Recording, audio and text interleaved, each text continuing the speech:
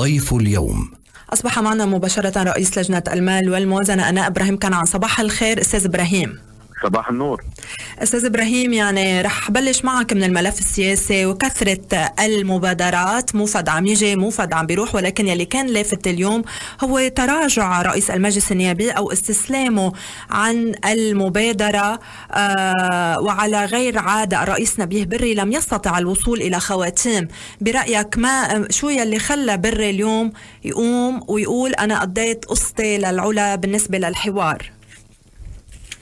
واضح انه ما في تجاوب بالموضوع بالمبادرة اللي طرحها رئيس بري، ولذلك اخذ هذا الموقف. لكن الاهم من كل اللي عم نحكيه، من كل اللي عم ينطرح هلا من مبادرات كان داخلية او خارجية، نعم، وين الجدية بالتعاطي بملف الرئاسة بعد كل هالوقت اللي قطع ولبنان بحالة انهيار وتآكل، إن كان على الصعيد الأمني أو على الصعيد الاقتصادي والمالي والاجتماعي والسياسي، مؤسسات عم تفضل كراهات وين ما كان. طيب الجدية بالتعاطي بالملف إنه كل واحد ناطر الثاني على المفرق، يعني إنه هيدا عنده مرشح والثاني عنده مرشح مقابله، وما في جدية عمليا بالنظر لهذا الملف كملف باب انقاذ للبلد اكثر ما هو قصة سلطة. بعدين حكيتي عن المبادرات وخاصة الخارجية. طيب انه عن جد يعني بدي اقول كلمة يمكن تطلع ثقيلة، مش عيب نحن نصبح بالاخر ناطرين هيدي المبادرة من هون وهذا الموفد من هون وهذا من هون، وكل حدا بيجمع كم اسمه بجيبهم ويلا. شو هالحكي هي؟ لك هاي رئاسة جمهورية لبنان، لك هاي رئاسة الدولة اللبنانية. ليه وصلنا لهون أستاذ إبراهيم كنعان؟ يعني بعد سنة يعني على هذا الاستحقاق ما في مستوى بالتعاطي، ما فيش نظرة بتطلع شوي عن نظرة التحاصص والسلطة. ما في وين نظرة رجال الدولة للبنان؟ قليلي أي ملف مطروح عنده صيغة حل مضبوطة غير عملية جلجأة يمين وشمال وحكي طالع نازل وشعبوية وقاحة. وين الملفات اللي عم تنحط على الطاولة لحتى بكرة يجي رئيس مع حكومة يبلشوا فورا بتنفيذ؟ من يتحمل المسؤولية؟ أي طرف؟ يعني نحن عم نقول كلهم هن كلهم. نعم، لا معروفين كل اللي عم يتعاطوا بهذا الشأن، كل حدا عليه مسؤولية بدرجة معينة، هي نسبية القصة، بس يلي عندهم القرار معروفين الأطراف السياسية. نعم، الوعي الكامل وين بهذه المرحلة؟ نحن طرف سياسي صح؟ طيب اطرحنا قصة الأولويات الرئاسية والرؤية الإنقاذية للبلد ببداية انتهاء ولاية الرئيس عون. نعم، مين اجا حكي فيها؟ بعده البحث كله شفتي لك شي حدا حكي بمشروع بخلص البلد او بحطه على سكة انقاذ واجوا يسقطوا له شخص؟ ولا عم نسقط اشخاص على بلد فارغ من الرؤية ومن المشاريع ومن الحلول؟ مين عم بفكر بالناس؟ مين عم بيفكر بالمؤسسات يلي وحدة قدام الثاني عم تفكر؟ وبيرجعوا بالاخر بيقول لك بدي موازنة. ايه رح اعمل لك موازنة، تعال اعمل لك موازنة بشو؟ بضرايب ورسوم للموازنة. رح نوصل للملف المالي اكيد. يعني عم بحكي انا اعطيت مثل موازنة، نعم، اعطيت مثل اتفاق صندوق النقد، بيعملوا خطط وبيجوا على مجلس نواب او على غيره بدهم يحكوا فيها، شعاراتها بتجنن. إن كان خطة حكومة دياب أو حكومة مئاتي بدهم يردوا الودائع، اثنينهم بيقولوا إنه بدهم يعملوا صناديق لاسترداد الودائع. فوتوا قروا يا لبنانية، من وين بده يجيبوا هودي؟ من وين عم بيجيبوا استرداد الودائع؟ بيقول لك من أموال منهوبة. ما كلكم ناهبين الأموال، من وين جبتوا لكم شي دولار؟ بيقولوا من من الأموال المحولة إلى الخارج. منو عم برد منكم أموال محولة إلى الخارج؟ ولكن من يحاسب اليوم أستاذ إبراهيم كنعان؟ يعني إذا خليني كفيلك. نعم. بيقولوا من أسهم ببنوك مفلسة، بدهم يعطوا المودعين أسهم ببنوك مفلسة. هذا اسمه حل؟ طب ايه بس انت لشو عم تطرح الودائع؟ بدل ما تطلع تساعدنا وتقول انه خلصت قصة الودائع وتقعد تنطوي $100 مليار من تعب الناس ومن ثقة بنظام نعم. مالي طويل عريض، طالع طلب لي بالودائع. بلا الودائع، هودي المسؤولين يلي عندهم ناس أضواء عم تطلع كل يوم تعبي الإعلام مدفوعة، يعني يعني مرتشية، هاو بدهم يديروا بلد. هلا حكيتيني عن محاسبة، أي محاسبة؟ مين هو بده يحاسب؟ ليش في قضاء عم يسترجي، أو اللي بيسترجي منه عم بيكون في تدخلات بالسياسة كلكم بتعرفوها. نعم. مين هو بده يحاسب؟ ما دام انفقد الضمير وانفقدت الوطنية وانفقدت الأخلاق وصاروا كلهم أو قسم كبير شغلته يرقص على قبور اللبنانية، بينتهنوا الرقص على القبور هودي. مشان هيك اليوم المطلوب صحوة الضمير. عم بحكي بهاللغة وبهالسقف العالي لأنه ما بينحكى أقل من هيك بقى. نعم. واللي بده يسأل نحن شو عملنا، وأنا تحديدا بموقعي، خلي يرجع نكفي الذاكرة لورا. نبهنا من سنة 2010 من وقت ما استلمنا لجنة المال والموازنة، وقت كان بعد في شوية مال وشوية موازنة، نبهنا وعملنا تدقيق برلماني قبل التدقيق الجنائي ب 177 مليار دولار، وفنتنا وين راحوا، وعملنا كتاب الإبراء المستحيل، وطلبنا إنشاء المحكمة الخاصة للجرائم المالية. انتوا شو عملتوا؟ وقفتوا كلها ورحتوا على الانهيار بإجريكم، والمجتمع الدولي بوقتها غطاكم يلي اليوم عم بيوعظنا. مشان هيك بدنا نتعلم من التجارب، وبدنا نتعلم من الماضي، وبدنا نقرا ونرجع لورا تنعرف نعمل مستقبل. نعم. قبل ما انتقل للملف المالي معك استاذ ابراهيم، ولكن ترجع للمفد من هيك بالمالي. لا بدي احكي بعد بتعميق اكثر، اكيد في اكثر معك، خصوصا انه عم بتتابع حضرتك رئيس لجنة المال وعم بتتابع كل الملفات. اليوم المفد القطري عم يلتقي شخصيات ولكن من دون ان يعلن شو المبادرة، مع انه حضرتك يعني اكيد ضد المبادرات الخارجية مثل ما فهمت منك. مش ضدها، ولكن نحن عم نحكي لا بدنا ننطر برا. نحن اللبنانية الحق علينا. نعم. قرارنا لازم يكون بايدنا. نعم. 2016 وقت عملنا المصالحة المسيحية يلي انتجت بالاخر او ساهمت بانتاج رئيس سيادي للبنان، يمكن لاول مرة من الطائفة، او ما بدي اقول لاول مرة حتى ما حدا يزعل، بس انه اكيد استثنائي وسيادي. هيدي كانت بمبادرة لبنانية. ميشيل عون اجى بمبادرة لبنانية. نعم. اليوم ليش شو يلي عم يمنع نرجع نعيد هيدا السيناريو؟ هل لأنه ما نجح بالمرة السابقة؟ في ارتقاء لهذا المستوى.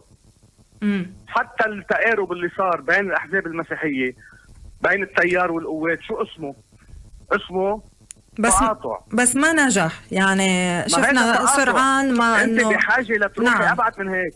اليوم بحاجة لرؤية وطنية بجسدوها المسيحيين وبيطرحوها تيلتقوا مع الطرف الآخر على مسلمات. هل عم ترجع تتحاور حضرتك مع الجهات الأخرى المسيحية؟ وكنت أنت يلي ماسك هيدا الملف بالسنوات السابقة. هيدا مش موضوع شخصي بالنسبة لي. لا مش شخصي، مش عم بحكي كشخصيا، عم بحكي سياسيا. حضرتك حاضر بأي لحظة. نعم. بهذا الموضوع، بس ما في تقارب، ما في تحاور عم بيتم على الجهتين. حنان بده يكون في إرادة فعلية. نعم. انه ايه القصة مش قصة اسماء وسلل. نعم. مش سلة اسماء بتحل مشكل، مش موفد جايب معه كم اسم كل يوم بيبرم فيهم. مش هاي اللي بتحل المشكلة بلبنان. بكرة انتخبتي رئيس بدون مواصفات وبدون تفاهمات وبدون رؤية سياسية، شو بتعملي بالحكومة من بعده؟ وكيف بتحالجي الملفات؟ يعني عم نرجع ندور بنفس الحلقة وبسياسات التعطيل. عم نرجع ندور بنفس الحلقة المفرغة. لا ما بدنا ندور بحلقة، لذلك يجب كسر هذه الحلقة، ولذلك أنا عم صوب على إذا بدك صلب الموضوع. صلب الموضوع مش اسمه اسمين. ومش فيتو عفلين ولا ممانع عفليتين. ده في احتمال نرجع، ده في احتمال نرجع نعيد حوار الدوحة ويكون في دعوة أطراف. اليوم عم نسمع إنه في دعوة أطراف لبنانيين إلى الدوحة. أنا ما توخزيني، بس كله ما بيعني لي بالوقت الحاضر إذا ما في رؤية لبنانية بالأول. حوارات شفناها بالماضي. نعم. شو أنتجت اتفاقيات سقطوها على اللبنانيين. حل المشكلة حوار الدوحة بالماضي، انتخب رئيس، بس حل المشكلة لبنان أكيد نحلل المشكلة نحن اللي بحاجة لحلول نحن نعم. الرئيس بالنسبة لنا والحكومة الجديدة هي باب حل مش هدف. نعم. بالنسبة لصندوق النقد يلي هلأ كتير بهم المواطنين، نعم. الاتفاق معه هل انتهى؟ قد صحة الحديث عن شطب الودائع؟ حكيت من شوي عن موضوع شطب الودائع يلي صدر عن ممثلي الحكومة، يعني بالتفصيل حطنا شوي بالجو يلي تمت مناقشته. نعم.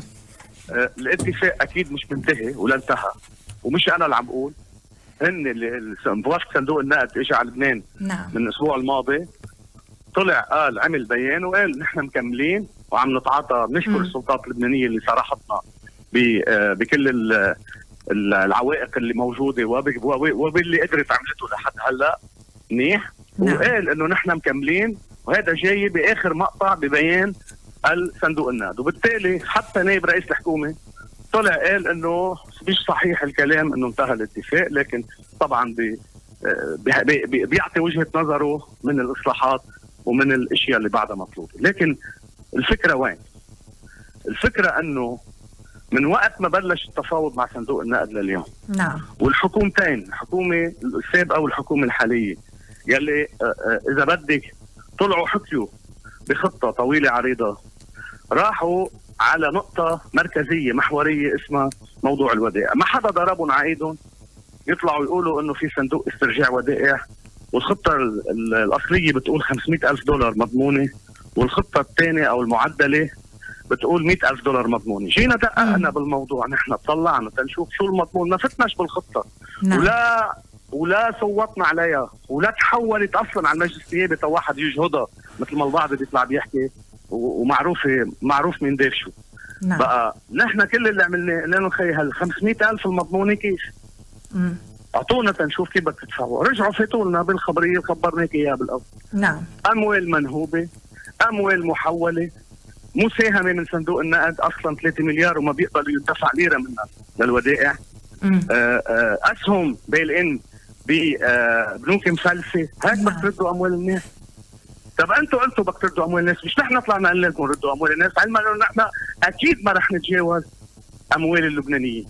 طيب اثنين، ال100,000 طلعت تبع حكومة رئيس مئاتي، طلعت مرتبطة قال بملاءة كل مصرف على حدة. أي مصرف اليوم مين دقق بأموالهم؟ مين دقق بموجوداتهم للبنوك؟ من 4 سنين لليوم عم نطالب بالتدقيق بموجودات المصارف والدولة، يلي هن اثنينهم مسؤولين عن الانهيار اللي صار، بالتكافل والتضامن. إلى اليوم بعد ما حدا عمل تدقيق.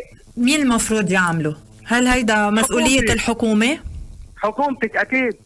مين بده يعمله؟ مين السلطة التنفيذية اللي بتاخد قرار؟ نعم. مين عمل تدقيق الفاريز؟ أولا رئيس جمهورية أكيد لو ما منه مسار، بس الحكومة أخذت القرار ورفضت الميزانية وانعمل تدقيق تبع الفاريز بمصرف لبنان. ليه ما انعمل تدقيق بموجودات المصارف لنشوف إمكانياتها؟ ليه ما انعمل؟ ليه ما انعمل؟ لأنه ما في إرادة بالتعاطي بجدية بملف المودعين. في كذب، ناطرين تيدوبوا وتييأسوا. طيب انا مش مشكلتي هلا اللي بده يطلع يسمع ويقول شو عم بيحكي وشو عم بيقول، لا، مشكلتي مش شعبويه، مشكلتي نعم. اكيد حقوق، وبذات الوقت ثقه بالنظام المالي والاقتصادي والمصرفي بلبنان. انتم جيتوا قلتوا بدكم تحطوا هذا الملف على السكه، كيف بنحطه على السكه؟ ببيع اوهام للناس. يعني بعد ما استلمتوا انتم شيء كلجنه مال وموازنه؟ اكيد طلع اصلا شو يعني ما استلمنا؟ ما تدقيق ما في لليوم. نعم. ما في من 4 سنين لهلا.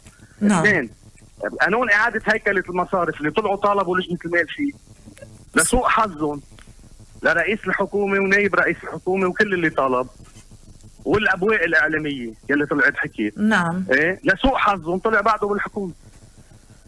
ومين قالها؟ صندوق النقد بالاجتماع اللي صار انا وياهم والنائب جورج عدوان، وبعد منا بالبيان قالوا انه نحن بنطالب الحكومه تحيل مشروع قانون استعاده او اعاده هيكله المصارف. نعم. طيب فاذا لا اعاده الهيكله بعدتوه، ولا تدقيق بموجودات المصارف والدوله الى اليوم عملتوا لك. لو دكانه مفلسه او دكانه متعثره ماليا بفوت واحد بيعمل خبره تشوف شو موجوداتها، تشوف كيف بده يتعاطى مع اصحاب الحقوق او الدائنين او الى اخره. دولة بأمة وبيا بتوقفوا الدفع من دون اتفاق مع الدائنين، تاخدوها على افلاس 100 مليار دولار، بتوقف المصارف وبتحول مصريات. ما حدا منكم بياخد قرار بالتدقيق بالموجودات لحتى ينعمل نحط عمليا حل لهذا الموضوع. شو بيكون في تواطؤ، بيكون الكل مشاركين والكل خايفين من كشف الملفات. هيدا أقل شيء اللي صار واضح، ولكن بعدك عم بتقول المواطن بده جواب. هيدي هي النقطة اليوم، يعني عم نطرح أسئلة. يحول المواطن يحوز جواب. نعم، الجواب من سنة 2010 أعطيته إياه للمواطن أنا. نعم، ونحن بلجنة المال وبالتكتل التغيير والإصلاح بوقتها اللي كان رئيسه العماد عون. نعم، انعطى هذا الجواب. الدقيقة اللي انعمل شو؟ اقرار وزارة المالية ب 27 مليار دولار مصروفة من دون سندات، من دون سند قانوني، يعني بحكمة ضايعة، وإحالة الملف لديوان المحاسبة. شو معناته هذا؟ كل اللي بينعمل على مستوى الرقابة البرلمانية ينعمل، لكن في شغلتين ما بقى ينعملوا، عم ينعملوا بلبنان.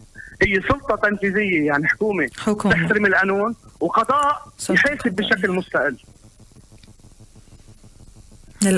للأسف. سؤال أخير أستاذ إبراهيم لأنه خلص وقتي. نعم. مصرف لبنان قال اليوم أنه الرواتب مأمنة للقطاع العام لهذا الشهر والشهر المقبل بالدولار. برأيك يعني رح يقدر من بعد هيدول الشهرين رح يقدر يستمر بتأمين هيدا الأموال، أم رح يكون عم نفتح الباب على أنا أخذ موقف؟ مش موقف، عم نحكي يعني حضرتك كخبير بهيدا الموضوع. أنا ماني خبير. نعم، أنا متابع، شخص نايب عندي مسؤولية وبتعاطى مع تقارير، ولكن كلجنة مال وموازنة والتقارير كلها يلي عم توصلكم. خليني أقول لك أي تقارير عم توصلنا. ما عم يوصلكم شيء من المصرف؟ هلا بلشنا يوصلنا شوي. نعم، بس انه خليني اقول لك من الاخر، هيدا موضوع ما بينحل بس على جهد مصرف لبنان، بمعنى الحاكم بالإنابة. راضي اليوم على خطوات الحاكم بالإنابة؟ عم نشوف شوي فرق. نعم، لهلا عم بيتعاطى بشفافية وبمسؤولية وبتواضع كامل وبتعاطي مباشر مع كل الناس اللي عندها رأي، ومنهم اللي عندهم يعني دراية. نعم، او يعني عم يتعاطى بكل مسؤوليه الزلمه، بس هو محته ما فيش حل المشكله. نعم، المشكل بدها تتاخذ قرار اراده سياسيه كبيره، حيشتبوها ساعه عفلان وساعه عفليتين. انتم مسؤولين، روحوا ركبوا الدوله. بده رئيس جمهوريه، بدها حكومه، بدها حاكم مصرف لبنان يكون عنده مش شيء انتقالي زلمه مش عارف حاله اي ساعه بده يمشي. بدها خطوه جديده، بدها سياسات جديده، بدها قضاء. يعني هيدي الامور طبعا مش كلها بتصير بليله بين ليله والثاني، بس بده يبلش يتم التحضير لها. هي مسؤوليتنا كلنا كاطراف سياسيه. نعم، مش قاعدين ناطرين الموفدين. حضرة رئيس تفضل تابع. انا اللي عم بقوله الموفد يا خيي، والدوله اللي همها لبنان كتر خيرها، ما حداش عم يجي يشيل جميلتها. بس نحن شو مسؤوليتنا؟ وين نحن شو عم نعمل لحتى نكسر الحلقة المفرغة يلي عم تجرش وعم تاكل كل ما تبقى من خير بلبنان؟ شو عم نعمل؟ شو التفاهمات الكبيرة اللي عم نفوت فيها بين بعضنا؟ شو الرؤية يلي عنا اياها للحل؟ على القليلة وقفوا الكذب.